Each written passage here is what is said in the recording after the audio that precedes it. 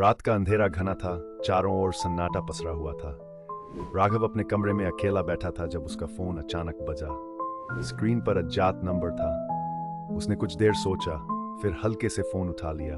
दूसरी तरफ से एक अजीब सी आवाज आई, मानो कोई फुसफुसा रहा हो। तुम्हें मेरी मदद करनी होगी, आवाज ने कहा, जैसे वह किसी गहरे राज को साझा कर रहा हो। राघव ने डरते डरते पूछा, कौन हो तुम? आवाज ने कोई जवाब नहीं दिया।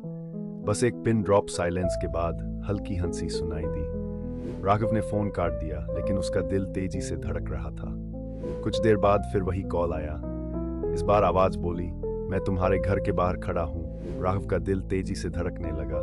उसने खिड़की से बाहर झांक कर देखा, लेकिन कुछ न था, केवल अंधेरा और सन्नाटा।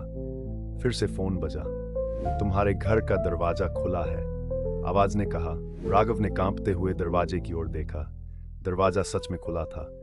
घबराया हुआ उसने फोन बंद कर दिया और दरवाजा बंद करने की ओर दौड़ा। जब वह दरवाजे तक पहुंचा तो उसे एहसास हुआ कि उसके कमरे में कोई और भी था। धीरे धीरे उसने पलटकर देखा। उसके पीछे एक छाया खड़ी थी। वही आवाज में बोली, तुम्हें मुझसे बच नहीं सकते।